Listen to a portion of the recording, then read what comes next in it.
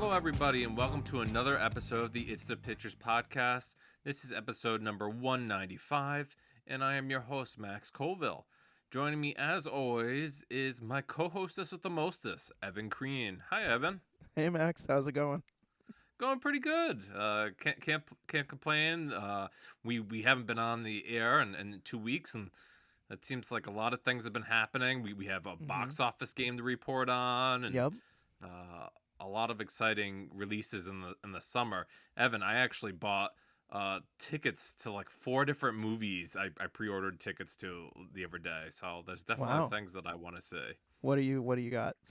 I got tickets. I just saw for my anniversary. I saw Mission Impossible for a second time, and so Nice. that was fun.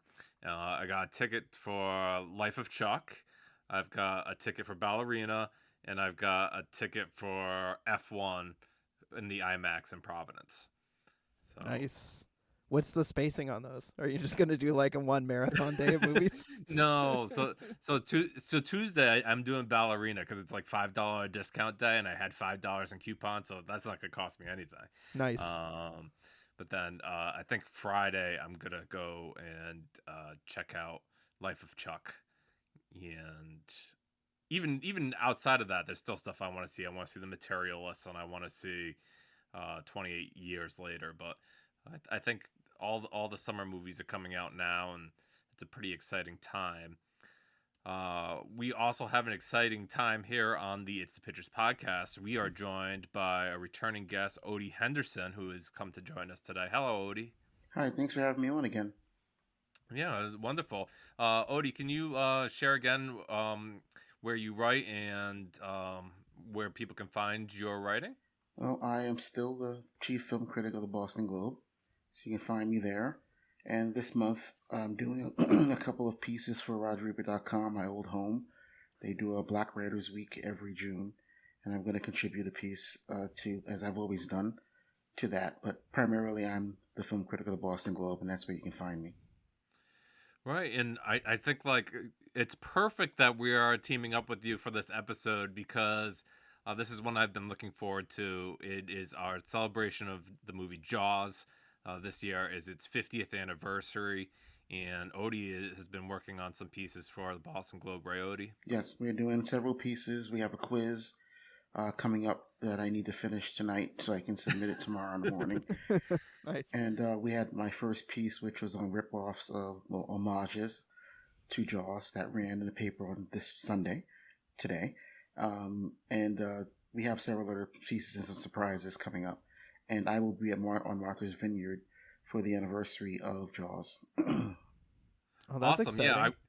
I was reading your piece, Odie, and like I had never seen Deep Blue Sea, so I'm gonna make that a priority to It's catch a up lot on of that one. fun. It's Rennie Harlan, so you know what to expect.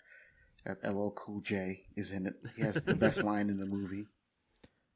I That's won't say true. what it is, but it's a lot of fun. I didn't expect it to be as much fun as it is, and it's one of the biggest jump scares I've ever seen in a movie since Carrie in this one. So be ready.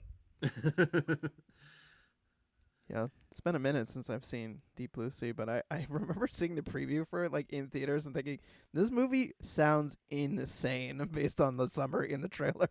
It is so much fun though. It's a lot of fun. It's, like I said, probably the best of the Jaws ripoffs that I've ever seen. I've seen quite a few of them. They were, I did 10 in the piece that I wrote, 5 which were jaw animals that were not sharks that were ripoffs of Jaws, and then 5 movies that featured sharks that were ripoffs of Jaws, and Deep Blue Sea was one of the latter. But I mean, I had about 30, but the Wow. Wow, paper that's can a only lot. fit 10. So Wait, did you watch 30 and then go, okay, I've got to whittle this down to 10? no, I'd seen every movie that I wrote about. So Oh, okay. except the one movie that was actually pulled by Universal that I never saw, which I might be able to see now, but I never put the effort into watching it. But yeah, the one movie that I did not see was called Great White, which was pulled by Universal in 1981 because they said it was too close to Jaws, and they managed to get the movie made, illegal here in the United States. It's an Italian movie, so it probably played in Europe regardless of what Universal thought. But in Mhm. this country, they pulled it. And right after that, maybe a couple of years after that, the head of the company that made it, or at least released it, disappeared. The whole Whoa. Film Ventures International story, which is a digression we shouldn't go into here, but look it up, folks. Film Ventures. They also produced the most successful Jaws ripoff of the 70s, Grizzly, which I did write about in my piece. Yep. Well, like I said, we're looking forward to talking more about Jaws. That movie holds a special place in my heart, and I certainly relish the opportunity to talk about it. But before we get into that, we have some quick news to go over. And Evan, before we started the episode, I wrote down that I had seen a lot of Instagram reels about the closing of the Muppet Vision 3D ride at Walt Disney World, Florida It's 4D. this weekend. Oh yeah, 4D. It's Muppet Sorry. Vision 4D. And I guess in the reels that I saw, that like Jim Henson's daughter was officially like the last person to like ride the ride or something. Wow. But yeah, that's too bad that they're closing it down. Odie, Evan told me that you're a big fan of the Muppets too. Were you aware of this closing? I was, and I have been to Disney World as a consumer 19 times in my life. I've obviously seen the Muppet Vision 4D more than once. Unlike Captain EO, I never saw it the way it was intended because, I can't perceive 3D anymore.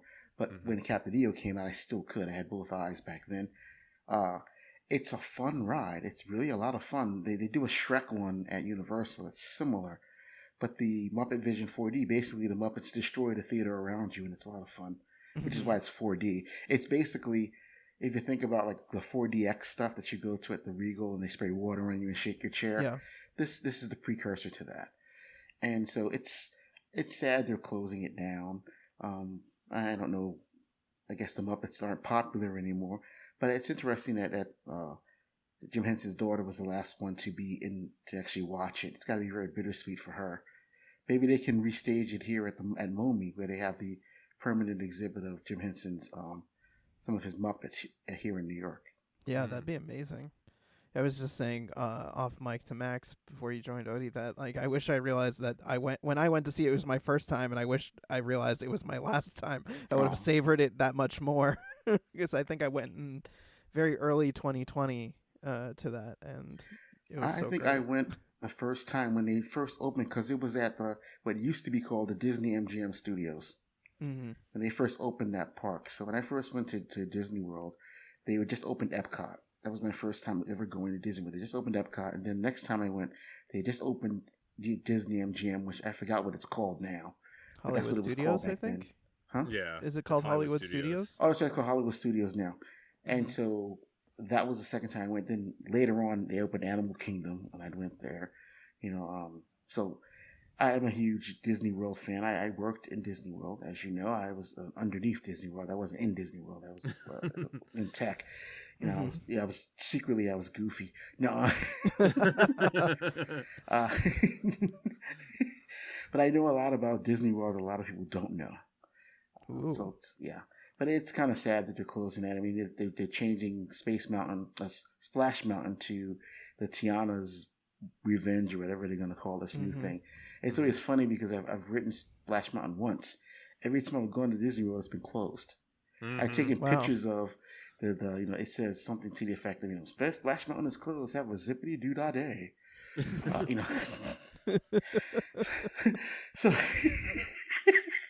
So I took pictures every time I would go. I would take pictures. It became a running joke that I've only ridden it one time because I guess my comments about Uncle Remus got back to Disney. They knew I was coming to close it, just to spite me. Did you also hear that apparently they're gonna shift the Muppets over to the Rock and Roller Coaster? That's now gonna be like a Muppets roller coaster. Really? Yeah, I'd heard that, and I was like, I mean, that's cool, but also sad because I don't like that roller coaster very much.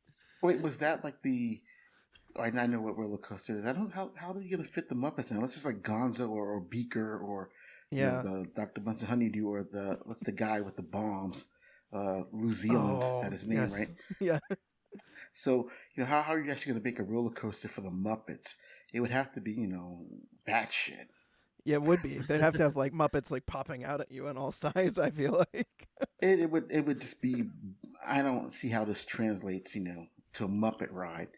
It's more like I would think that Mr. Toad's Wild Ride would be or the a haunted house ride. Yeah. Well, they already did the Muppets Haunted Mansion, right? So they've already got Yes. that brand synergy. Well, we'll see how it goes. Yeah. I'm Miss still gonna Piggy go on hits it. you. You're on the roller coaster. Miss Piggy gives you a chop. That'd be amazing. And the roller coaster goes backwards. It's like well, they already did that with the Animal Kingdom.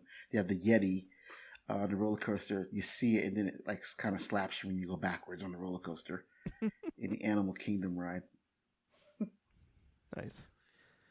So Max, what the else have we next, got in the news?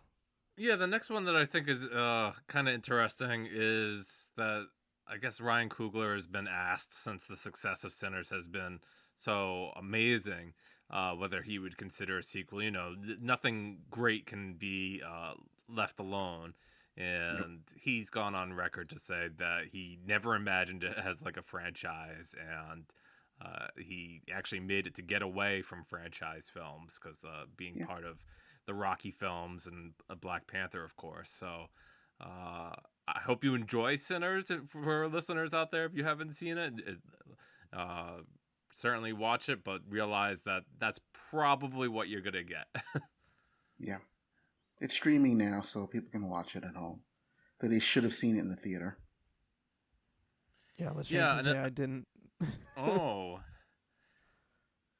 I saw, well, when they showed it to us, they showed us the IMAX version for critics. mm-hmm. And then I went back because here in New York, we're one of the 5 theaters in the country that can run a 70 millimeter um, horizontal uh, prints of it. The 5, the Vista in Los Angeles, and here, the Village East. So I went to see it that way. And so I've seen it twice. I've seen it in the way that the IMAX, which is kind of what most people are seeing. And then I saw the 70 millimeter that's only was playing at 5 theaters here. The movie's gorgeous no matter how you look at it. It's a beautifully shot movie. There's some differences between seeing the IMAX version and the 70 millimeter version. But I mean, it's still in both cases, it was a gorgeous film. I don't know how it'll play on TV. I don't have a TV that's big enough to be impressive to show Yeah. anything practically. So, I mean, I guess people that have giant systems in their house might have a good time watching it, but really, it's a movie you really should see in the theater. Now, one thing that I saw when I was like searching the internet and what have you on YouTube is that Ryan Coogler actually did a video, I think either for Kodak or IMAX, where he went over like all the different formats that the Formats, film yeah. was being shown in, and it's a really fascinating video if you haven't seen it, to check out all the different ways Yeah, that the film it's was just being long shown. enough to not wear out its welcome. I mean, I could talk about aspect ratios for hours and hours, but this is like 11 minutes long. I love that he explains everything in layman's terms. So, and he never doesn't like shame anybody that can't see the version I just mentioned a second ago. He just explains what they all are. I found that to be fascinating, and it was informative if you don't know anything about aspect ratios at all. So it was actually quite entertaining. I mean, I'm glad he did that. Yeah, and I certainly would have. There was certain things that I would have liked to see when on a bigger format. I think I just saw it locally at my theater, and I know like maybe I've read that like the screen opens up during this big performance piece that happens maybe about 50-60% into the film. Yeah. That would have been spectacular, I'm sure. Well, Tom Cruise is doing that, in Mission Impossible. If you notice, when he turns the door in the submarine, the aspect ratio changes. Like he's controlling the screen. I thought that was very, very clever. mm. Yeah, Tom so Cruise is the outer limits. yeah, well, Do not adjust your TV. right. It's funny. It's great that you mentioned Tom Cruise, because we're gonna pivot into Tom Cruise, and apparently he had Guinness, or someone had Guinness on hand for his stunts, because he was rewarded an award for like most attempts of jumping out of a plane with a burning parachute or something, and Okay. had Guinness like award him for that. So someone had actually done this before and was in the Guinness Book of World Records, and he broke this record. I guess so. The article that Max you shared, I don't think it said what the previous record was, but I think it's safe to say that with 16 of these jumps, that Tom Cruise probably blew that record away. And no one's gonna beat that record. No. Okay, Tom. Yep. He So, loves the stunts. I don't think I talked about the movie too much on the podcast. On the It's the Pictures newsletter, I ran 2 articles about the latest installment and reviewed it, and then talked about some of the stunts. And I feel similarly. I just watched it again the other night, and that it takes a good like 40 minutes, 45 minutes to really find itself and get going. But once, like I say, once Tom Cruise hits the water, it kind of picks up momentum, and still is a pretty exciting ride to the ending. Evan, did you get a chance to see this one yet? No, still haven't seen it yet. Oh, all right. And Odie, I assume you have, right? No, I reviewed it. Yeah, so Yeah. I reviewed it, and I gave it 3 stars out of 4. I gave the last installment 3.5. In fact, the last installment was at the time the best thing I'd seen this summer at that point, because the summer movies were so disappointing last year up until Mission Impossible, The Dead Reckoning Part 1. And I said, finally, there's a summer movie that I enjoyed. This one, like you said, it takes forever to get started, and I kind of appreciated some of that, because you usually don't get a movie that's going to say, well, this is what happened last time. Yeah. I felt that the stitching together of all the plots of the movies didn't make much sense, considering they're so haphazard in general, and it wasn't necessary. And then John Voight shows up, and you're like, ah, no, from the first movie, that is. He's not from Megalopolis, but and I also felt that and I said this and I got in trouble. I said, every one of these movies, I've jokingly said, that Tom Cruise, he has one hell of an ego. As this is the first time I said it without my tongue in my cheek, this is very messianic, and it's a little bit disturbing how the movie really starts buying into its own nonsense about how great Ethan Hunt is. And like, this is the first time when it became a little bit overwhelming, to the point of like, they're really taking this seriously. They're crazy. But, once, like you said, once he gets in the water and does all the stunts, and it's fun, and Ving Rhames is the heart of this entire series when you think about it. He's the only one that's in every installment besides Tom Cruise. Mm. All right. So, like Simon Pegg, don't think he shows up till the J.J. Abrams one. Yeah, right. For first, yeah. Ghost Protocol. Mm-hmm. Yeah, so it's you having Luther, that's Ving Rhames' character, be kind of the heart of the movie. Is the series is quite, a good idea, considering I love Ving Rhames. And he gets like the last word in this movie, and I won't spoil it because Evan hasn't seen it, but I'm listening to, he has some voiceover, and I'm like, oh brother, really, Tom Cruise? And there'll be a Mission Impossible 9. Watch. I remember like way back when Mission Impossible 2 came out, they like put in the news that Tom Cruise had signed on for like 6 more Mission Impossible movies at the time. And the thought to me sounded insane that there would be 6 more. And I'm like, they did it. They just kept making them. Yeah. Well, the second one is so bad, I'm surprised that it got past that. Yeah. Yeah, I want to mention, like, Odie, you said that like this movie is so referential to the entire like Mission Impossible filmography that like there's a point in the movie where they even like reference Mission Impossible 3 and like the MacGuffin in that movie, and they're like, Ethan Hunt, you're the one who caught this MacGuffin and caused this entire thing to happen. Right. And it's so, I think that's Macquarie giving the finger to what's his name, to J.J. Abrams, right? That's probably what it is. Kind of like, oh, the hell with you, J.J. Abrams. That's kind of what I thought it was. But I mean, I enjoyed it, but I mean, I know a lot of people who are big Mission Impossible fans who really felt let down by this one. One thing I should mention is Tremel Tillman, who keeps showing up in movies now and like just Oh, basically running off with the movie. Yeah, he's I mean, he terrific. runs off with this movie. I mean, it's just fantastic. If you're a Severance fan, yep. you're going to really enjoy him in this movie. And he's shown up in a couple of movies as of late. In fact, I went to the critic screening of Mission Impossible, which wasn't even IMAX. They took us to like a screening room. It's actually depressing. Uh, and when he showed up, everybody in the audience gasped. All the critics gasped. We had no idea he was in the movie. Oh. And Yeah, he's those great are in it. He's great in it. they took Apple TV Plus actors, right? Because Hannah Waddingham is also in it. Right. She's also in Lilo and Stitch. Yeah. She's the part that she's like the alien governess or whatever they called her. Right, so she had 2 movies in theater on Memorial Day weekend, which Yes. is a great opportunity to talk about our movie game, Evan, Memorial Day weekend. Yeah. Since our last discussion, and we had a few more movies open. I think you had Karate Kid Legends open, and Mm-hmm. I still have just the one Lilo and Stitch picking up box office numbers. Um, you're at this point 40 million ahead of me at 338. I haven't looked at the weekend total because we're recording here on Sunday night, but um, Mm-hmm. there's still anybody's game. I tend to like think that my top 3 were going to be the big numbers, which were Jurassic World, Rebirth, Lilo and Stitch, and Fantastic Four: First Steps. And anything out of those 3 movies will be money in the bank, I think. Might be in trouble for Fantastic Four.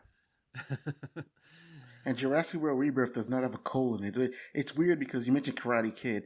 Karate Kid Legends does have a colon. Karate Kid Legends, but you don't see it on the screen. It's not on the poster. It's not anywhere. Jurassic World Rebirth, and I know this because Universal yelled at me because in my summer preview I have a colon. I'm like, there's no colon between Jurassic World and Rebirth. I'm like, what do you have against punctuation? So I've been being driven crazy by these weird punctuation marks and like oh hi doesn't have a comma between O and hi. Right. The title is just oh hi. Yeah, it takes me back to what was it, Star Trek Into Darkness. I remember there was some some people that were roiling about the punctuation there.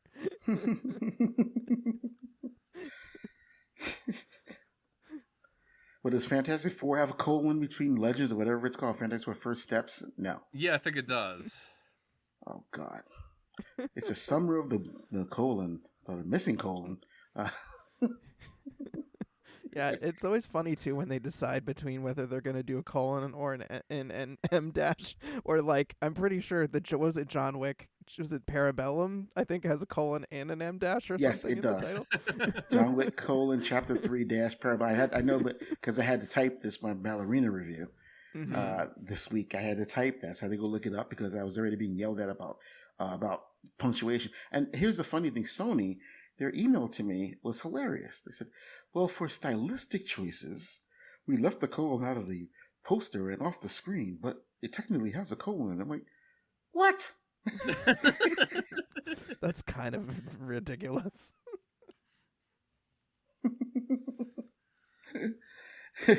It's almost as ridiculous as Lionsgate telling us, if you have a positive review to Ballerina, you don't have an embargo. But if you don't, you can't talk about it until Wednesday at 6 o'clock at night. Yeah, we talked about that last time we recorded. Okay. We did an episode on John Wick, and yeah, that was kind of ridiculous. Mm-hmm. Yep. But for this week, we're gonna cover another movie that begins with J. You see my transition there? And good one. that is Steven Spielberg's Jaws, celebrating its 50th anniversary this summer. A classic movie in every sense of the way. It's I believe the birth of almost like the modern blockbuster, if you will. It was just totally destroyed box office receipts and what have you when it came out in the mid 70s. Um, but for a long time, it's been a favorite of mine. I think when I was younger, I might have said another Spielberg movie was my favorite, maybe something like Jurassic Park or something. But certainly, why I've grown older, I think that Jaws is the more complete movie. Probably my favorite Spielberg film.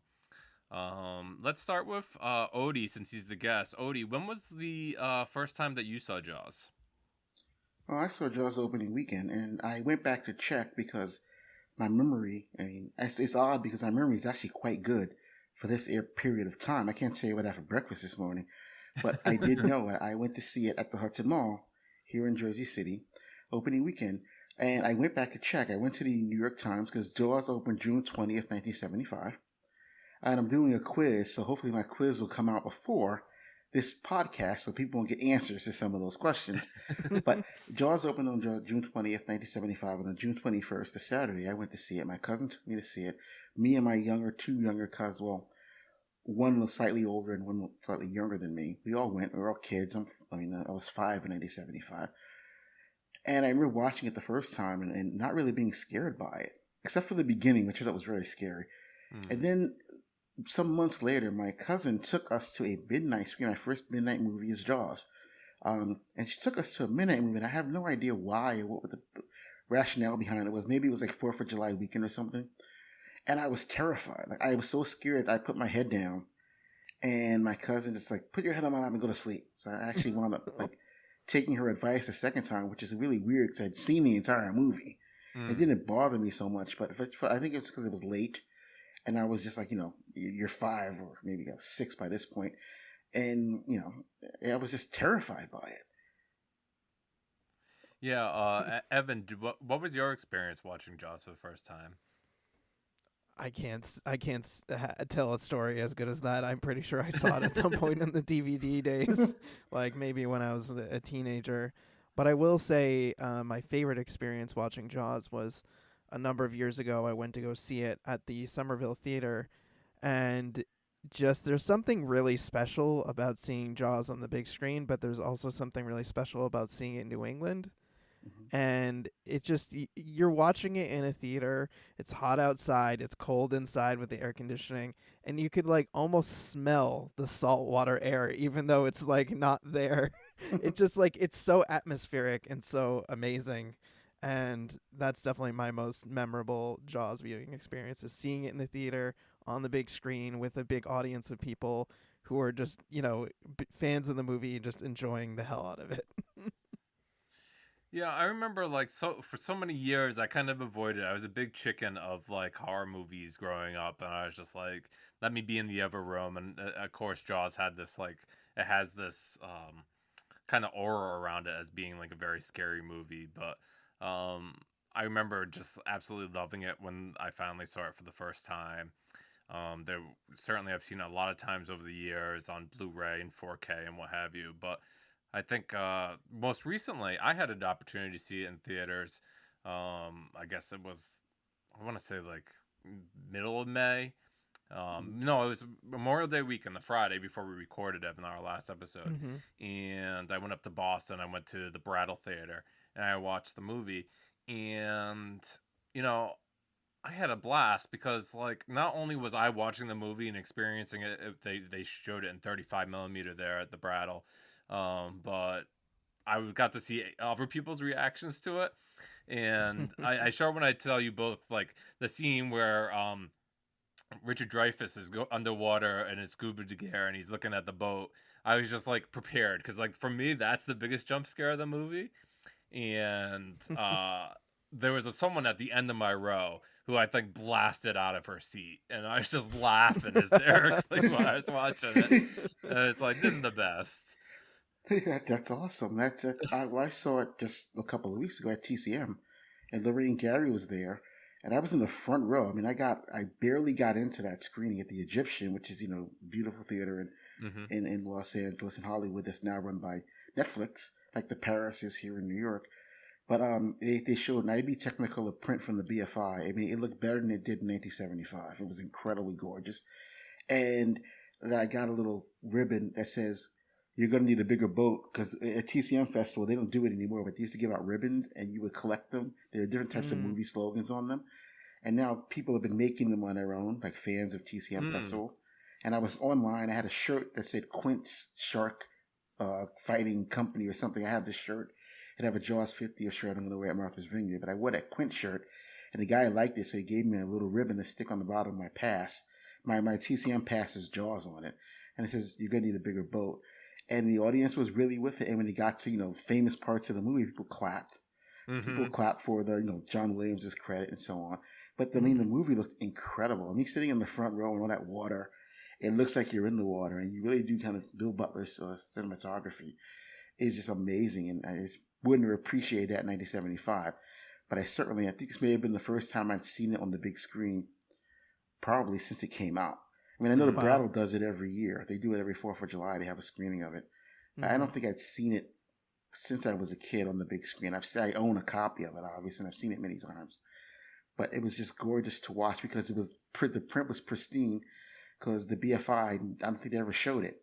They explained that when they would show movies on television in Britain, they would make a dirty 35 millimeter copy of it, and they would go into a vault. So, I mean, it was gorgeous. That's amazing. Yeah, it sounds like a awesome. terrific way to watch the film for sure. Whatever way you do find to watch Jaws, I hope that if you haven't seen it, you do see it, and that we have a lot of stuff going on for the 50th anniversary. But I watched a new documentary that's coming out in like maybe a week or two. National Geographic is releasing it called Jaws at 50. And while I'm not, I guess like the actual reviews are embargoed, there's a lot of things in there that kind of repeat things that have happened in many of the Jaws documentaries over the years. Certainly one of the biggest is talking about Bruce the Shark and the times that he did work and the times that he didn't work. Evan, have you seen many of the documentaries on the shark? No, I haven't. I did back in my book review days. I reviewed a book about Jaws that was about Jaws from the perspective of being made on Martha's Vineyard, and that was really cool. So I did get some behind the scenes info there. But yeah, I don't think I've seen any of the documentaries before.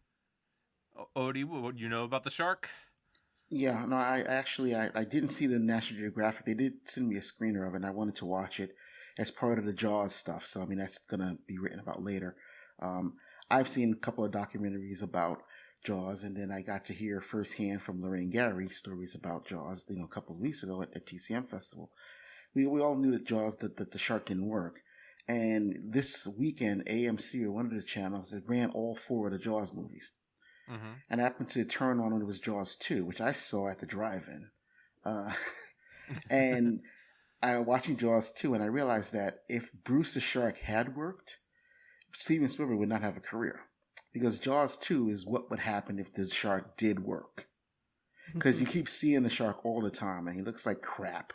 And he's yanking people off of boats and eating up like water skiers, and so you see it a lot more in Jaws 2. And I said, this is Jaws 2 is of the sequels, it's the best of the sequels, which is not saying much. But I mean, just watching the few minutes that I watched, I realized, man, Bruce the Shark did a solid for Spielberg, and so did Verna Fields, who edited Jaws and won the Oscar for it. Basically between Bruce and her, they pretty much gave Spielberg his career. So yeah, the shark never worked because it worked well in fresh water, but did not work well in salt water. And also, Long Island Sound is vicious, waves and so on. So the shark, the story is that the shark sank. I also saw The Shark is Broken, the Ian Shaw play. I saw it on Broadway. Ian Shaw played his dad. He was fantastic. And they, it's kind of dramatizing them just sitting on the boat, Dreyfuss, Scheider, and Robert Shaw, because the shark's broken. And every so often you hear Spielberg's voice off stage, saying, we're going to try it now. The shark's here, and then the shark sinks. Uh, Yeah, it's mind-boggling to think that they built it and didn't really test it in salt water where it was going to be working. It's like that seems like a massive oversight.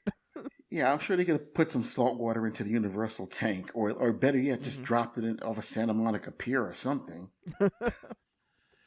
Yeah, I think from like what I've seen even before this, and you make a good point about the editing, Odie, is that like when you watch Jaws, you're not seeing the shark very often. It's the shark is Mm, really represented by John Williams' score, and when you hear the trademark score come in, you know, well, the shark is there, mm-hmm. and um, it you don't actually see the shark until what I would call I in my brain I almost separate Jaws into two different acts, like when they're on Amity Island and then when they're off on the boat, and you Right. don't really see the shark until it's like in the pond area for the first time, and at the end of the first act, and Right. uh, when you finally see it in the second half, you know, you're just overwhelmed by the size of it. And I don't think like it being like janky or whatever really takes away from the movie, because No,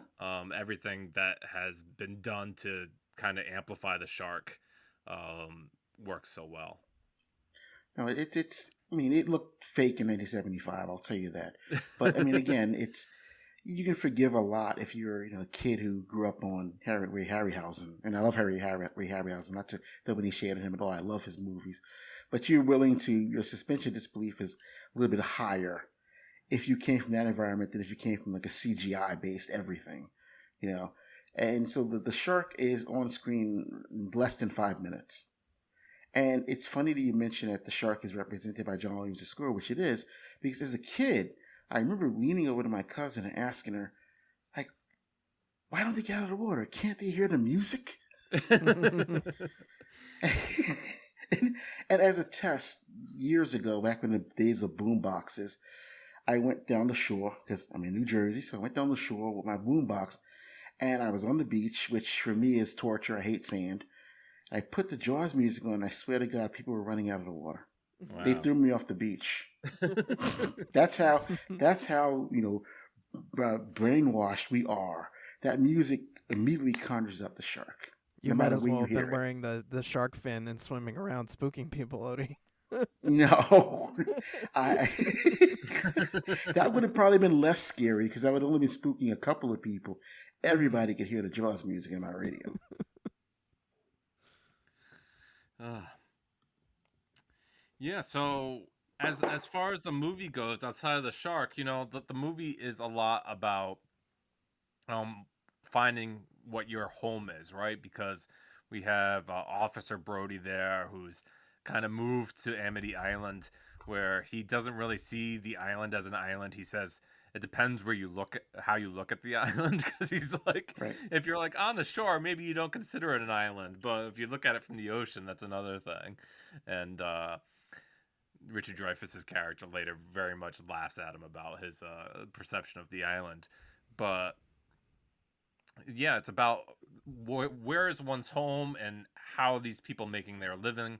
Of course, when our first swimmer is found on the beach, what's left of her, anyways, uh, there is immediately some kind of justification for what happened. Maybe she got hit by a boat, but you immediately get into this conflict of the town people of Amity Island wanting to keep the beaches open and needing to close the beach for the safety of everyone.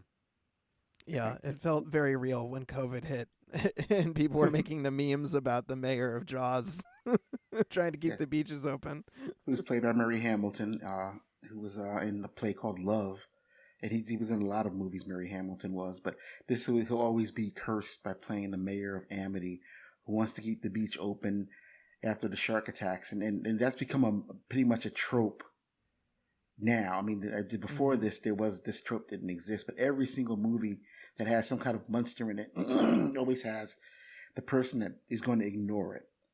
Yep. Oh, don't worry about it. It's just like it's something else, or this is a happenstance. The shark's not going to come back and eat anybody else. Wrong. Yep.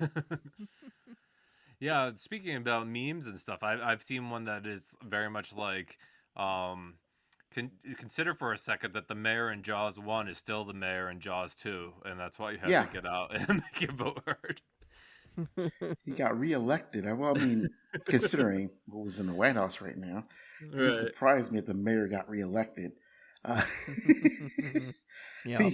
the, it's the continuity of these Jaws movies, and then it's kind of funny because you think about. Well, I don't think Jaws: The Revenge is the worst of them. I think Jaws 3D is worse than Jaws: The Revenge, and Jaws: The Revenge is plenty bad. But Lorraine Gary, when she was on stage at TCM, she mentioned that she had come back to do Jaws: The Revenge, and Roger Ebert's review of Jaws: The Revenge is actually one of the funniest things I've ever read, because he explains that I can believe the shark would come back to attack the people who blew it up. And then he says, well, here are some of the things I cannot believe. And he has a whole list of things he does not believe. It's absolutely hilarious. The shark is getting revenge. And in Jaws 2, the shark is also kind of getting revenge because Brody's kid is on this like boat in the middle of the water. This bunch of obnoxious kids that you want to get eaten, stranded on this boat in Jaws 2, if I remember correctly. So but Jaws 3D takes place like at a SeaWorld thing, right? Because I saw it back when I still could perceive 3D. It's 83. That was the year of everything was in 3D. Jason, Amityville. Everything was in 3D, including Jaws. Which made the shark even faker because now they obviously going to have the shark swimming at the screen, right? Because it's got to come out the screen. Right. Right. Yeah, and I just keep thinking of that part from Back to the Future 2 where the shark comes down and chomps down on Michael J. Fox, and shark still Right. looks fake. And it's like Jaws 57 or something by that point. Yeah, he still screams, by the way, and then his shark still looks fake. Yes, I'll get to talk to some of the extras because the thing I'm doing at Martha's Vineyard is somewhat of a press event by the Gazette, the paper on Martha's Vineyard, on the Sunday. After they do the screening on Saturday, you can talk to some of the locals who were in the movie and also get some information about where it was shot and so on Martha's Vineyard. So I'm going down there. It's more of a press event. I'm going to write about that. They're doing the.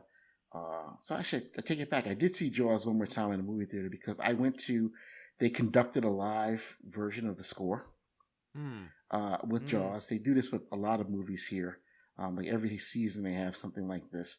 I went to one where they had Danny Elfman, where they did The Nightmare Before Christmas, and they conducted it. And Danny Elfman was there. He actually sang the songs. Oh, that's fun. Wow. Live. So I did see Jaws one more time before that. But on Martha's Vineyard, they're going to show it. They're going to have an actual full orchestra playing the score for John Williams' score, which Spielberg thought was a joke when he first heard it. But there's some very impressive two notes and maybe the most impressive two notes in the score ever. It's so iconic. Yeah, I think the only movie that I've seen with the score played live, I went to Boston. I think it was probably at the Coolidge, and I saw Suspiria with Goblin performing the Oh, score wow. live, and that was a lot of fun. That's wild. But yeah. So you mentioned a jump scare.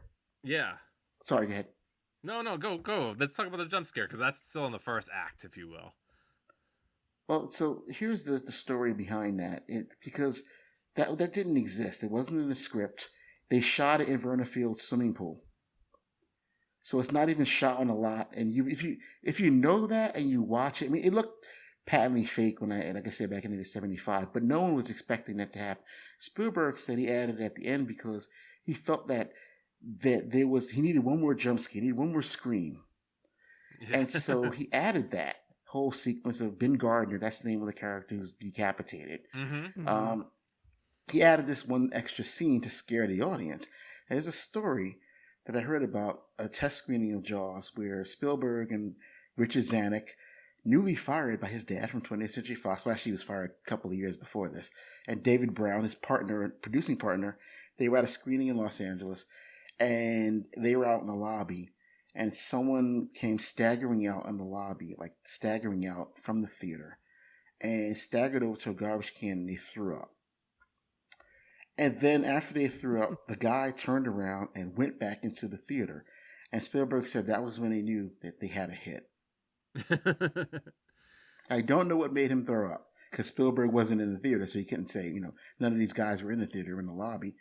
But the guy, he went back into the theater. I mean, can you get more press than that? Can you get a more, positive reaction right to a movie than that? Yeah, it's true. But yeah, when you move on to the second half of the movie and you have the three guys on the boat, they've decided that they're the three that are going to go out and take out the shark once and for all. And of course, you have Robert Shaw's character, who has just been a curmudgeon, a pain in the ass the whole movie. And there's a sequence like where they're like all drunk, they're finally talking to each other, they're having a one up of showing each other's scars, and it's really where you get the most of what Robert Shaw has gone through and why maybe he has marked this particular shark as his prized enemy. Well, it's also the biggest shark, I think he mentions, the biggest shark that he's seen so far, which makes it even more of a joy. They want to try to catch it and kill it. I'm going to kill the giant shark. There's a whole Captain Ahab kind of vibe to Quint that's intentional.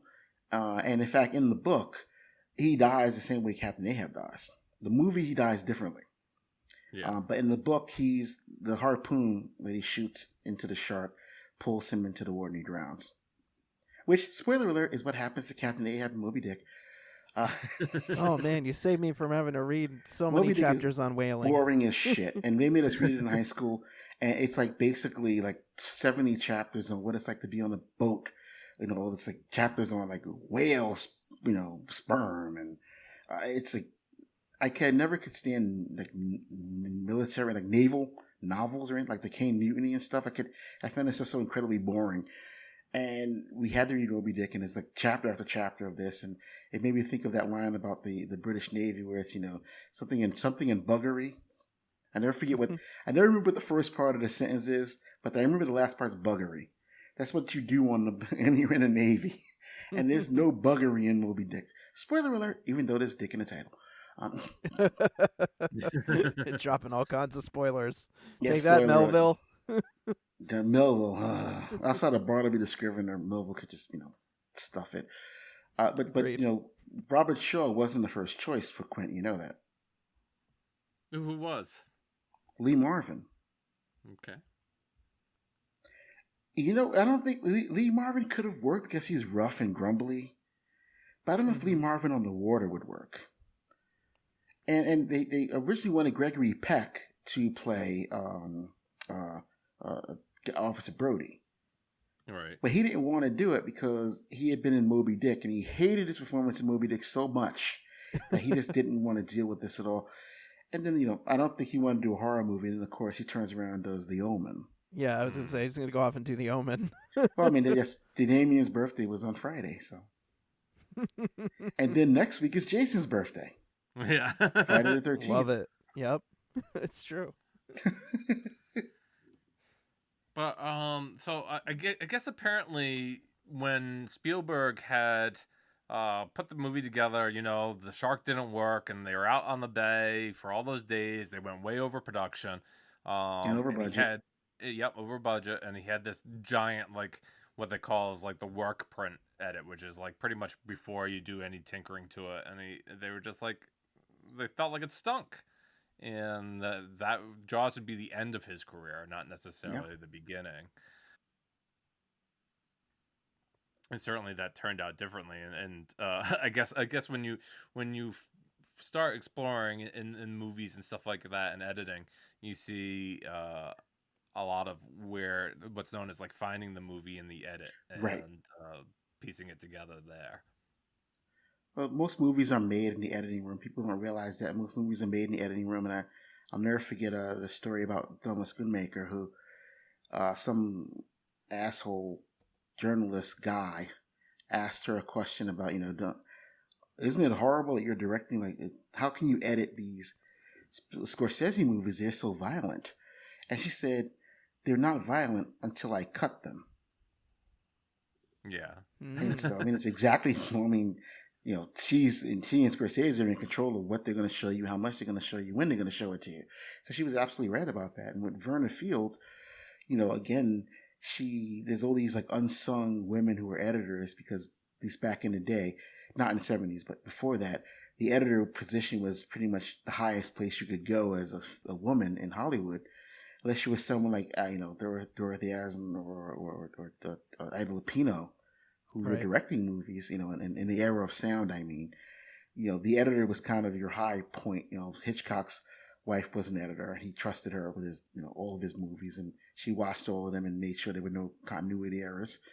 And so Verna Fields, and you have, Lucas's wife, who, edited Star Wars and American Graffiti, got an Oscar for it. So Verna Fields basically took all that footage, and along with John Williams' score, which I heard they showed the movie without the score. I think this happened with Halloween also.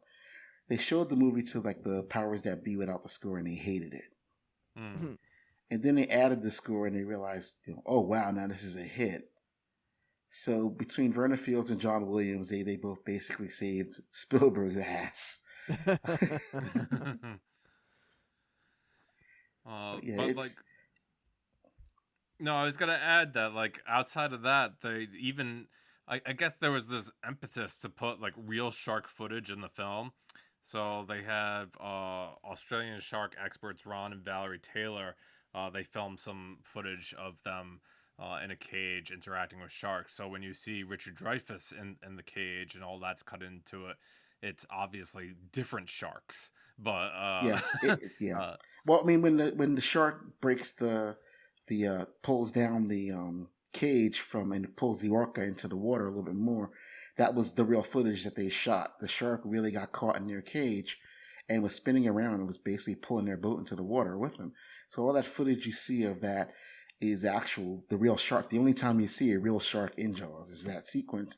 And that sequence, it saved Richard Dreyfuss's character, because in the book he gets eaten. So in the book, the shark breaks through the cage and eats him. And that was what was supposed to happen in the movie as well. But with that footage, that was what they got. So they had to rewrite around the footage that they got, because Bruce the shark wasn't working when he was just swimming. So he damn sure was going to work. Going to ram into a cage. Yeah. So they take had him to out keep of commission entirely. Right. Well, there's the famous story that John Milius and Spielberg, that Lucas came to the set, George Lucas, that is, and he was looking in the shark, in Bruce the shark, and Spielberg and Milius had the shark close on George Lucas's head as a joke. But the problem was they couldn't get it off. The shark was broken. Yikes. They couldn't get his head out of the shark. So they need the jaws of life to get it out of Jaws. Yeah, so Lucas was eaten by Bruce the shark. Yeah.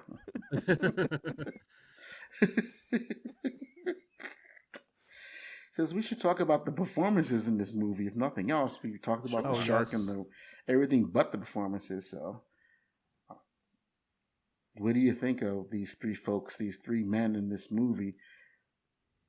Well, to tell you the truth, like, well, Evan, why don't you go first, because we haven't heard too much from you yet. So yeah, well, I was actually going to say, I think the performance, particularly Roy Scheider's performance, struck me on this most recent viewing when I watched it a few days ago. Like, so much of the three lead performances I think are all excellent, but his in particular, the amount of facial acting that he is doing throughout this movie, it is so precise, it is so nuanced, it is so striking, and so many scenes Roy Scheider is telling you so much with his face. I just thought as I was watching it, wow, I never noticed this to this degree. Like, there's kind of like the iconic shots, right? Like, there's the push zoom when he's on the beach. There's the shot when he turns around and sees the shark when he's throwing the chum in the water. Those are like the obvious ones. But I just feel like in every scene, he is acting his fucking ass off in this Mm-hmm. movie, and this movie would not be nearly as successful without this incredible acting that he's doing. So that was something that struck me on the most recent viewing. Like, I've always loved Robert Shaw's performance. I always loved that he just like totally threw himself into this character. And I've read a lot of things about how he was like very method about the character, and he was just like so much trying to just live and breathe Quint. And I think that comes through on screen, especially in the way that he kind of plays off of Richard Dreyfuss and how they like love to hate each other. But I feel Mm-hmm. like there's just like this genuine admiration when they start comparing scars. Like, that's one of my favorite scenes in the movie, when they start drinking and then they're just like they go from like being like, I wouldn't even say frenemies because that feels too familiar and nice, but they go from being very adversarial to all of a sudden they've got their arms around each other, they're sticking their arms and legs up on the table, and that's just such a funny like transition point for their drinking and singing, and it's just it's so beautifully interrupted by the boat getting rammed by the shark and just throwing everything else into disarray. It's such a It's great very like Red River. moment. If you think about it, it's very much like the scene in Red River, where there's an extra more homoerotic tone to the scene in Red River, where they're comparing guns. Mm. Yeah, I imagine that's more homoerotic. Oh, plenty more. This is more like that scene always reminded me of being from New Jersey. And if you're of a certain age in New Jersey, you have a rite of passage that you've gone through, which is you've been injured at Action Park. Yeah. And Another great documentary, by the way. Yeah. Love that. oh one. yeah, there's a book about it too. I read the book about it, and there's a documentary about it, and the documentary is like, I mean, it's toned down. I mean, it was much worse than anything in the documentary. And if you're of a certain age, and I meet people in Jersey, I asked them, do you have any Action Park scars? And then we start comparing our Action Park scars. Like, who had the worst scar? So that scene, later on, obviously, when I looked back at Jaws and I watched Jaws, and I ever see that scene, I think about myself basically asking New Jerseyites, do you have, if they're older than 30, do you have any Action Park scars? And to a fault, everybody's got one. I believe I've never met anybody that was close to my age that did not have an Action Park story or a scar. My cousin caught fire. Wow. Caught on fire. Oh with my Action god, Park. that's so scary. Yeah, it's called Traction Park. Yeah, Class Action Park, I think was that the name of the book? Yeah. the Traction Park. They also call it Class Action Park. Yeah. But if you ever go on YouTube and get a second, look at the Action Park commercials. They're violent. Like, the people are on the rides and they're being flung off the ride. I mean, it's back then they didn't care about us. We didn't care if we got hurt. Yeah.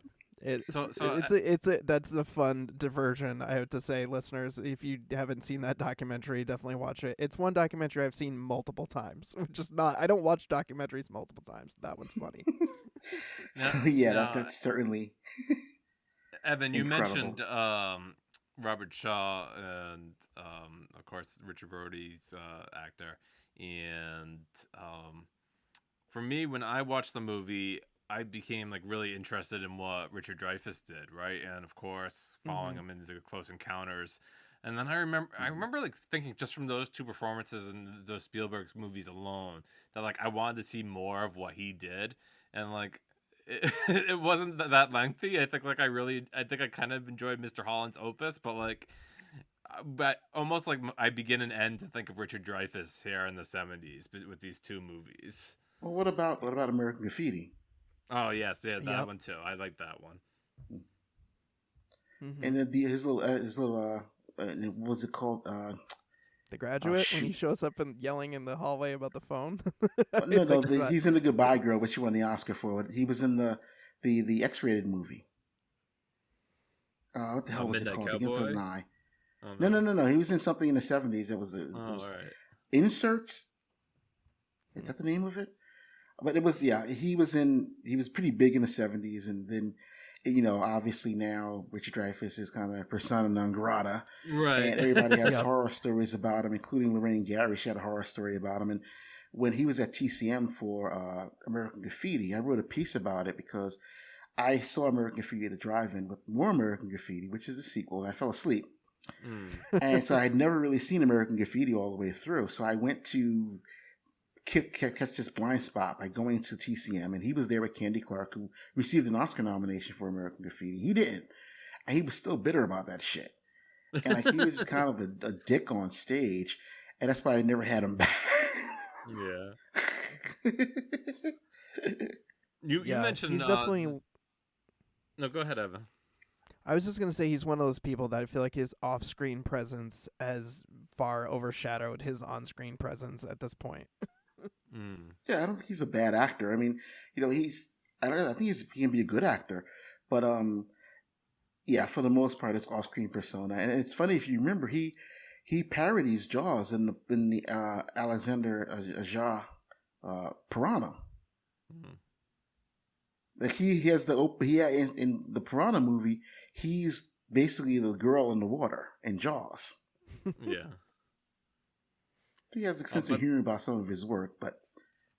Well, Odie, you mentioned Lorraine Gary too, and of course she plays Brody's wife, and I love one of my favorite parts of the movie, or at least a gag at least, is where she's like, "Oh, why don't you let the boys play on their boat at the dock?" And it's like they'll never go out on the water again. And she's flipping through the shark book, and then she sees a scene where the shark is like biting through the boat, and she's like, "Can't listen to your father, get out of the boat right now." Yeah, that is great. It cracked me up on this recent viewing. that was great. She was represented at TCM this year by 2 movies because she's also in Car Wash. So she has a sequence in Car Wash, and then they showed Car Wash at TCM because they were honoring Michael Schultz. So she showed up twice at TCM Festival. But no, that is a funny scene, and I think the relationship between her and Roy Scheider's character is really, really well done. That you can really sense she kind of is not necessarily at the heart of the movie, but she's certainly kind of a voice of reason and someone to bounce off of, Brody, and also her being an outsider. Remember, they tell her you can never be a shore person. Yeah, never be a Martha's Vineyard person because you weren't born here. You didn't come from here. And that's Brody, of course, is from the outside. That's one of the reasons why he's pressured to keep the beach open, because as in a lot of these movies, the sheriff wants to do the right thing, and he's either new or his political something has happened. He can't do it. So that's also part of the reason why he doesn't kind of bypass the mayor. But there's a scene where he says, "I can do whatever I want to. I'm the chief of police." Yeah. That is a great moment. But yeah, you're right, Max. Their relationship does feel very real and very lived in, and that is another thing I noticed on most recent watch. They hated each other, by the way.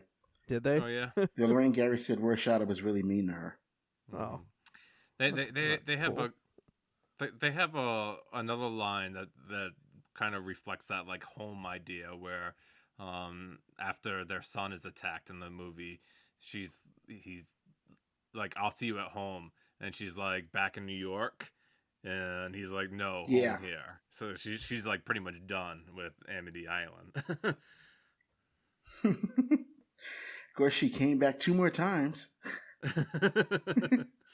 to Amity, the 4th one and the 2nd one, so she didn't have enough of Amity. And it's funny because you think about it, Amity is the first part of Amityville. What is this? What is with this Amity thing here and horror movies? Well, as the mayor reminds us, Amity means friendship. Yeah, I was like, are you sure about that? So Robert Shaw, he gets the big speech in this movie, the USS Indianapolis speech, which, if I remember correctly, he has a date wrong when the boat sank. But that's such a powerful speech, and Howard Sackler, who is not credited with the movie, he wrote the first draft of that, and then John Milius wrote the second draft of it. John Milius, for the uninitiated, he directed Conan the Barbarian. He also wrote Magnum Force, and he wrote and directed the first released PG-13 movie, Red Dawn. It's the second movie to be rated PG-13, but it's the first one to come out.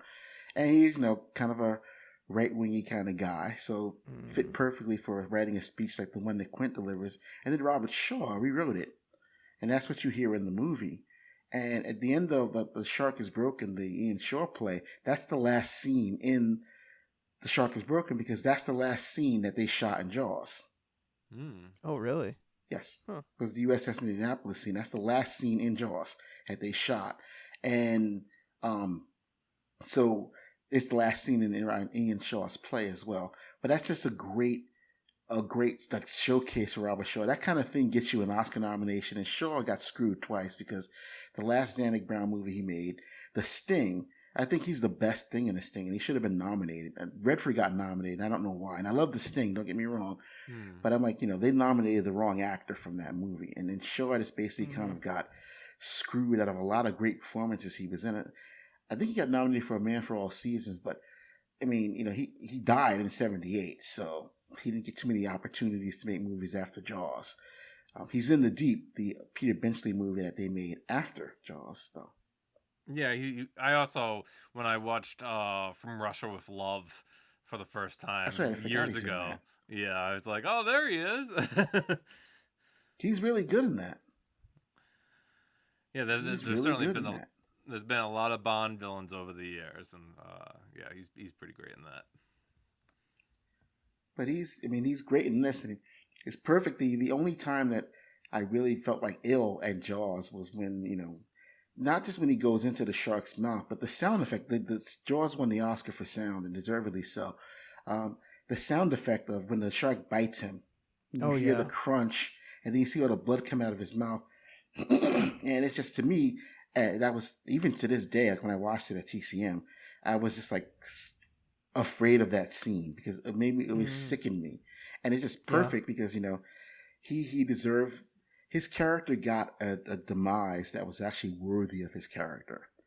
Him being yanked down into by a harpoon in the book doesn't really do justice to Shaw's portrayal. So I'm glad he wound up getting eaten. Sorry, Clint, but it's certainly very, very, very effective. The badass of the movie finally gets taken out by the shark, and then what? Yeah, it's true. That crunch is very disturbing, and it made my skin crawl when I watched it a couple days ago.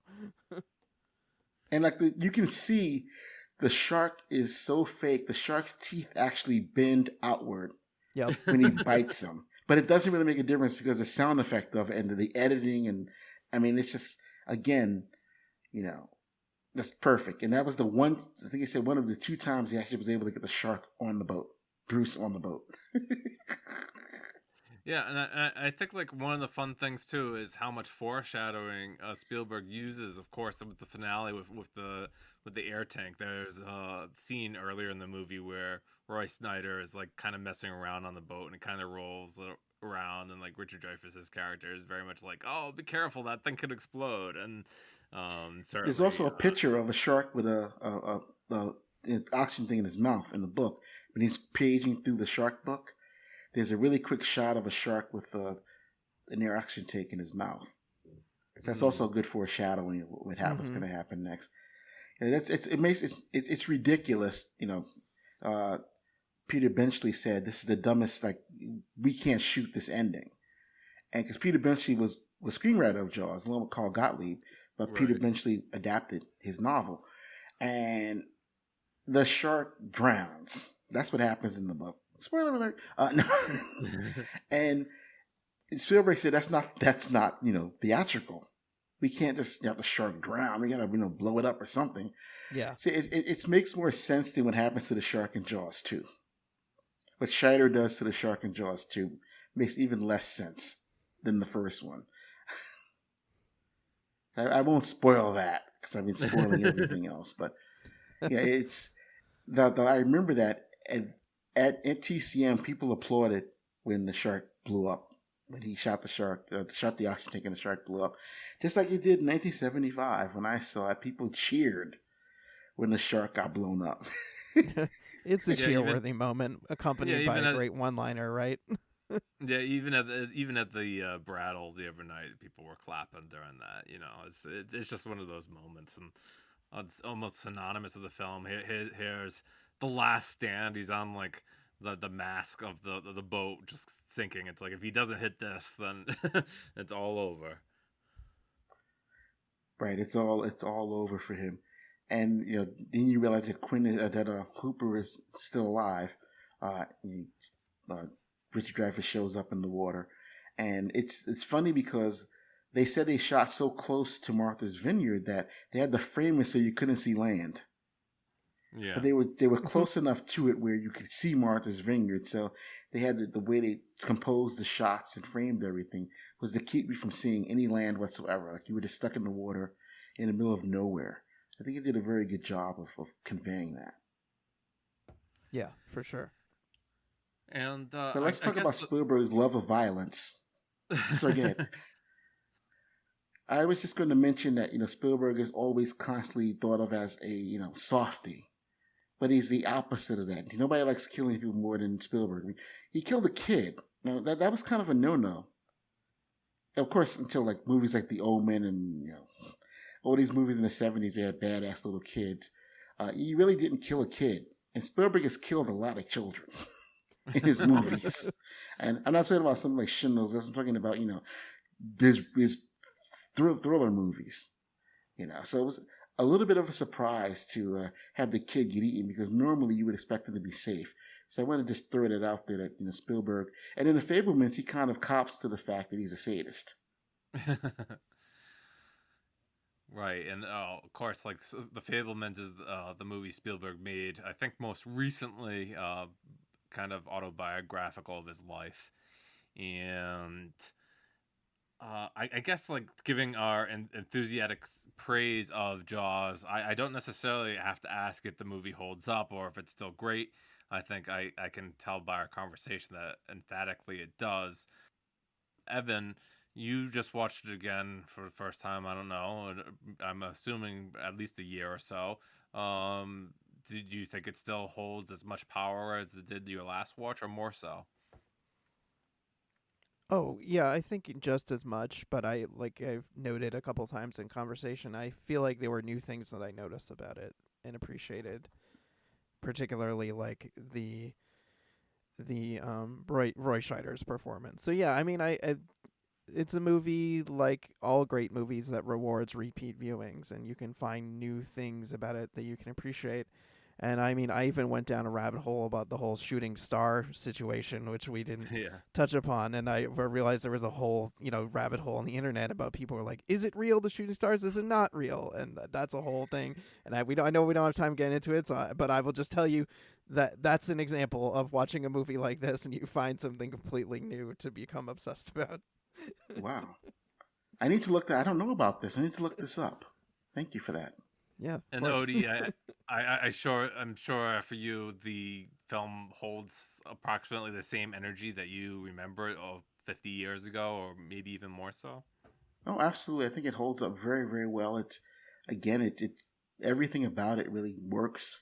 It's a synergy of technical proficiency in acting, and it's something that it's experiencing for the first time, like in 1975.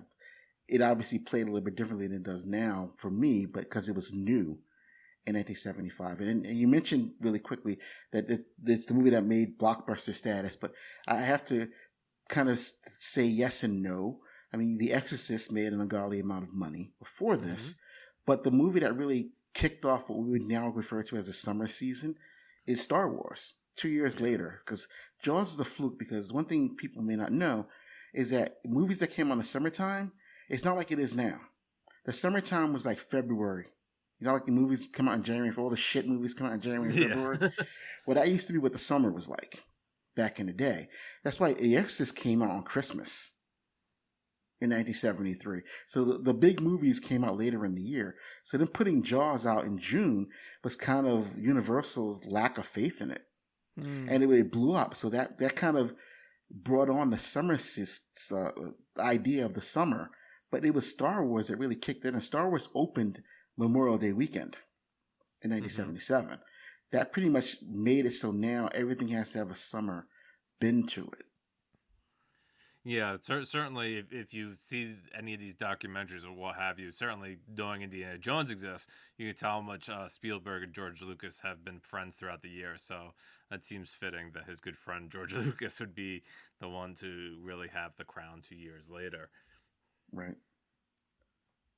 As for me, I've seen the movie quite a few times now, and I really enjoyed my theatrical showing of the movie. Um, this being the 50th, I don't know, made it special for me, but I certainly would love to go see it another year in the movie theater and experience it. I know the movie plays well almost any day in the summer, but I've always traditionally kind of tried to watch it on the 4th of July weekend just to play with those same dates. Isn't that where the Bradley used to show it? The Bradley used to show it on the 4th of July?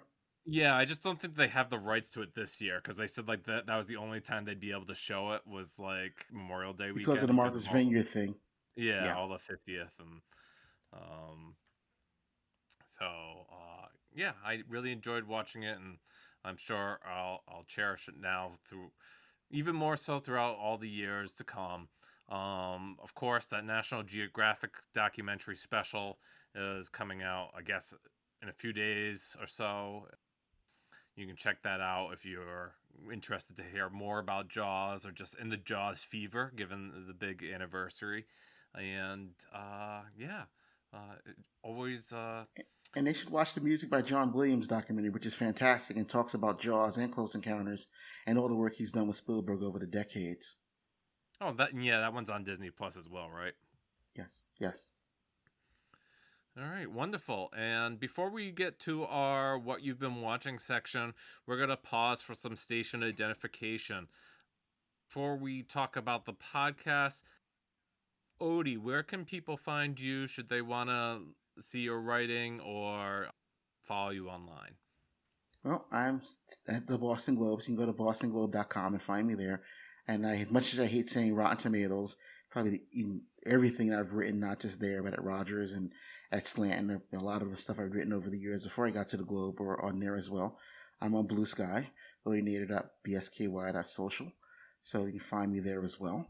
But primarily, I'm still a film critic of the Boston Globe, and if you really like me, you can buy my book. Black Season and Foxy Cleopatra's A History of Black Station Cinema, which mentions Jaws, because I read about 1975. Nice. See, Awesome. plug my book. Yes. And as always, if you want to follow the podcast, you can follow us on Blue Sky. It's the pick pod at .bluesky.com. You can find us on Instagram, Letterboxd. You can also email us, it's thepictures@gmail.com. Let us know your experiences watching Jaws and maybe the first time you've watched it or the most recent time. Also, you can find me on Blue Sky. You look me up at maxcolville.com, or you can just look up my name, Max Colville. You'll likely find me. I also have Letterboxd accounts. I think that one's under MH Colville. You can find me there. Evan, where can they find you? So you can hear me every week over on Spoiler Piece Theater, the weekly film podcast, and then you can find me on social media. Let's see, where are the places? I'm still on Twitter. I don't know why. I Sorry. don't really post there. I just lurk. I am on, let's see, Blue Sky, Threads, Letterboxd, Instagram, and I think that's it as Real Recon, and that's real as in film reel. All right, and as always, you can follow along outside of the podcast on the newsletter, the it's the pictures.substack.com newsletter. As I said before, I covered a lot of Mission Impossible in the month of May. I have some plans for the month of June. Recently, I recapped the Lilo and Stitch movie, which I found fine, which is a lot more than I could say for a lot of these Disney live action attempts. I'm looking forward to talking about Pee-wee as himself in a little bit. But before we do, I want to hand it over once again to our guest, Odie. And has there been anything that you've watched lately that you want to share? Well, The Life of Chuck, I've been the Life of Chuck evangelist since I saw it in September of last year at TIFF. And I had read the novella. It's in a Stephen King book called If It Bleeds. And so I knew it was happening going into this at Toronto when I went to the world premiere of it. and I came out, and I was surprised that Neon didn't put it out last year because it won the Audience Award, which is pretty much almost guarantees you the Oscar now. The movie that wins the Audience Award at TIFF. But so I'm a huge fan of The Life of Chuck. I still haven't. I saw it with an audience in Toronto. I'd like to go and see it with just a regular audience here in New York. So I've been watching that. I rewatched all the John Wicks in preparation for Ballerina, and I love all the John Wicks movies. Ballerina, I wasn't that crazy about, but I did that. And what else? I've just been doing all this Jaws stuff, Jaws research for the upcoming pieces we're doing. I've been watching the sequels over again, so I've kind of been immersing myself in Jaws as of late. Along with the other things I have to see. I'm seeing Toothless on Monday and Materialist on Tuesday. So I still have the regular screenings of movies that I have to do. Yeah, you're being and I'll Jaws be on Martha's piled Vineyard right next now. weekend. Yeah. Yeah. And I'll be on Martha's Vineyard for the celebration of that of Jaws on the 21st and the 22nd of June. Evan, I heard that Odie mentioned Ballerina. That was one of the ones that you were hoping to talk about right after our long John Wick conversation 2 weeks ago. Yeah. I caught up with Ballerina last week, and I think, I thought it was all right. I mean, I think it's strongest when it's trying to do more of its own thing than trying to be part of the John Wick world. Like, I like the parts of the movie that focus on her, like, training and upbringing through this, like, school of assassins. I liked the score quite a bit. I thought the score did a lot of heavy lifting. I don't love Ana de Armas. I don't think she's very good. I think she's all right in the movie, but I feel like a lot of other things are able to kind of like offset what she's doing. And I thought some set pieces were genuinely entertaining. And I know Odie on the last show we talked about John Wick, as Max mentioned, but I had just seen John Wick 4 and was just saying about how I felt bored during like the first like hour or so of the movie because I felt like it was so repetitive. And in this, at least, I felt like there were some things that were genuinely entertaining, like the whole plate fight sequence and the whole all the stuff in the kitchen fight and a lot of the stuff in the village where it's very like close quarters combat, and obviously the flamethrower thing I thought was pretty fun, although I agree with my co-host on Spoiler Piece who thought it went on too long. Well, it went on too long, and I was just watching Lethal Weapon 4, and there's a whole flamethrower fight sequence in it. Lethal Weapon 4 they had all the Lethal Weapons on yesterday, all the Jaws is on yesterday, and 3 police academies, all on cable. God. I was like, what the hell? I kept turning to things, and I kept winding up back in my adolescence. And so there's this huge, flamethrower scene in Lethal Weapon 4 I completely forgot about because I pretty much blacked out Lethal Weapon movies. Although I liked all 4 of them. My problem with Ballerina, I was on the fence for about 2 days. It was between 2.5 and 3 stars. 2.5 is negative, 3 is positive. We have a 4-star scale at the paper. And I felt like I wound up giving it 2.5 stars, which is marginal negative review, because I felt like Ana de Armas, her character, was kind of boring to me. I mean, and when John Wick shows up, it makes it even worse. But, there was enough to keep me entertained. It's certainly the goriest of all 5 of the movies. It's just far more graphically violent than the other ones. And I like the Angelica Houston showing up, as Natasha Fatale. But her character, John Wick is killing those people over a puppy. Yeah. And she's killing these people because her father died. And her father was probably an asshole. So there's the pull wasn't there. And she just doesn't, and she can do action. I mean, she's in the James Bond movie, right? Yeah. She can do action. I don't have a problem with her.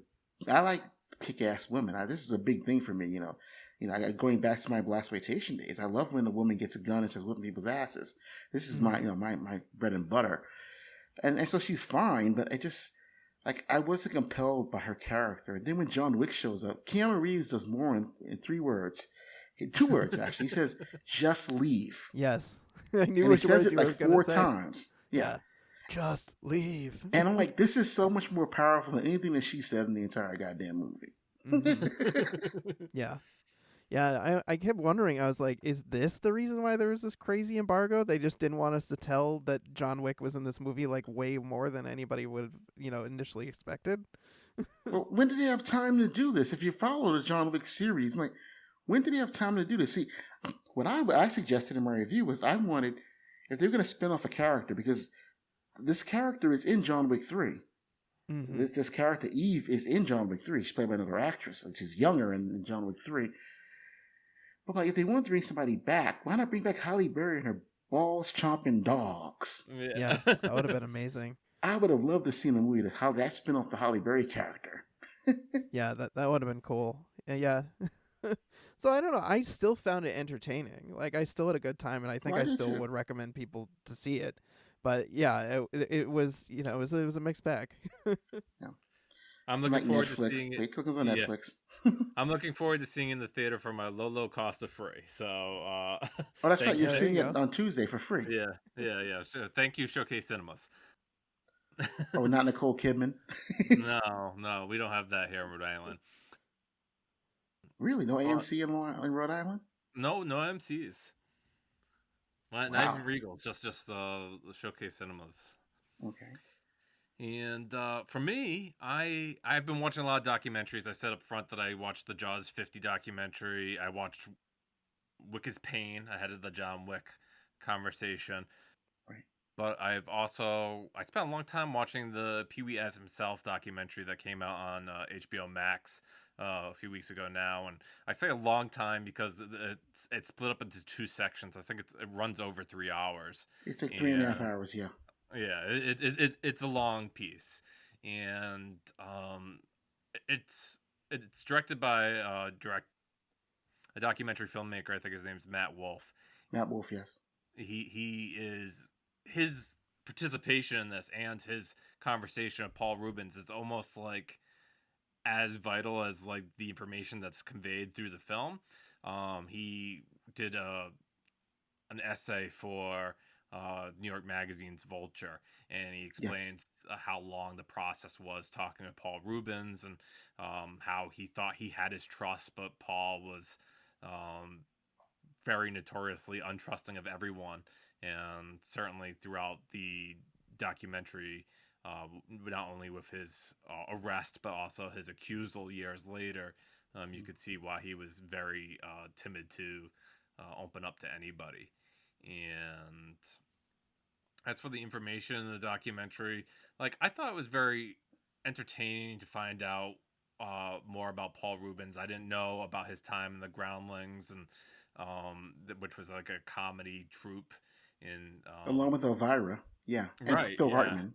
Yeah, and like you learn that Phil Hartman, of course, co-wrote Pee Wee's first movie, and I knew Pee Wee Herman as like a children's kind of star, but I didn't know like in his first movie, which he did with Tim Burton, that wasn't the guide of the movie. It was very much like it was coming off of like the HBO specials and kind of still like almost adult oriented. And it wasn't until they like changed the character over to be for children's television that his for CBS, right? Yeah, that like his persona kind of changed differently. Well, and I had to watch it all at once because I reviewed it. It was unusual because it was TV, and a lot of times we don't cross the streams at the paper. The TV, well, we don't have a TV critic right now.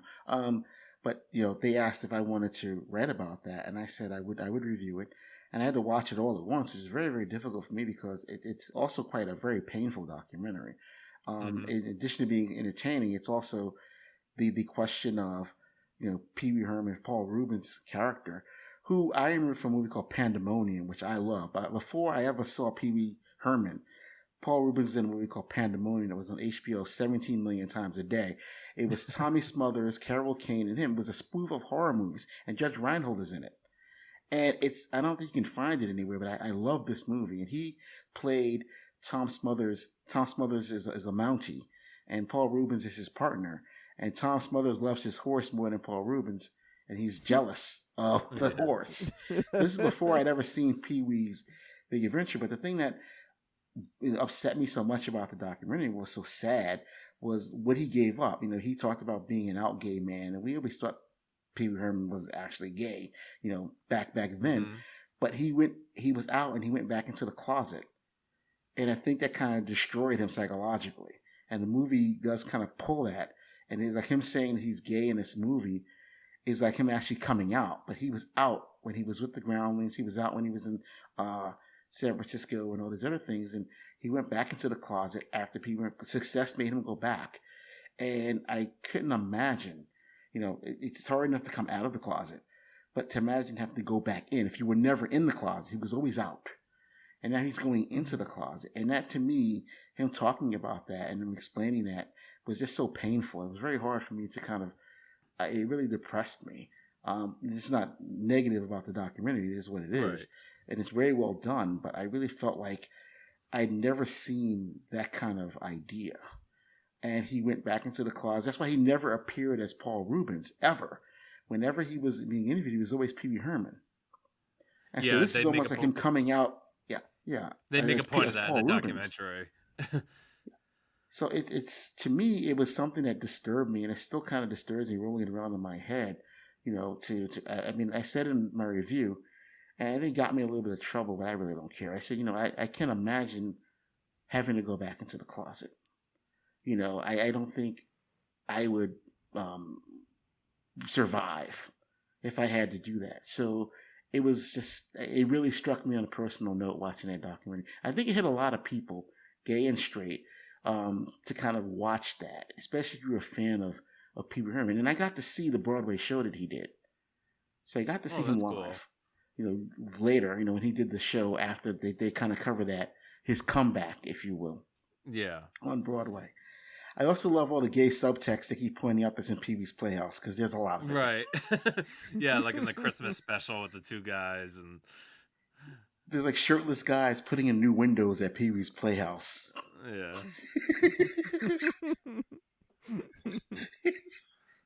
Well, he goes on to say like the show was a hit, and like as long as like he wasn't like upsetting censors, he could do no wrong at that point. Right. And I think the other thing that's upsetting is that if he had not been doing a children's program, if he had stuck with the more adult Pee Wee Herman version, then none of this stuff would have affected anything. The fact that he was doing a TV show, they didn't want to have any gay people doing TV shows, kids shows, even though they were. I think that was kind of an extra added level. And it really plays really sadly now, considering what we're going through.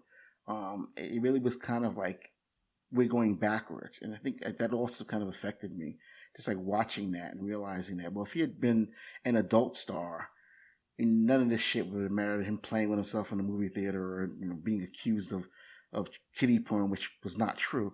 None of this would have really mattered if he hadn't done a kids program. Right. It's the fact that he worked so closely with children.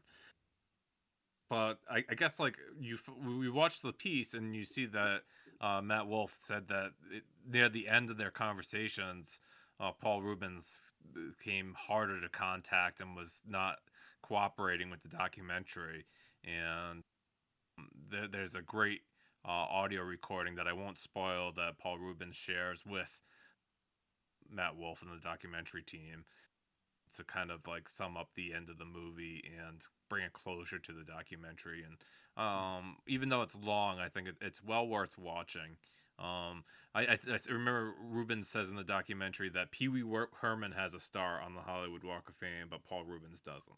And and that was heartbreaking in a way to hear him say that. It's kind of like the persona I gave my life, and I've walked past his star on Hollywood Boulevard many times. So yeah, that wraps up our episode. Odie, I want to thank you very much for joining us for Jaws 50.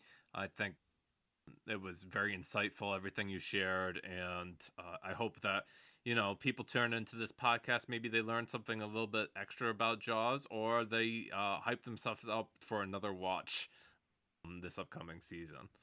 Thanks again for having me on. Thanks for coming. And Evan, thanks as always. Evan is going to be away for our next episode, so you won't hear him. Hopefully we have another episode. I'm still trying to locate a guest, but we'll see where that lies. But until then, thanks again, as always, Evan. Thanks. We'll see you next time. All right. Thanks, everybody. Bye.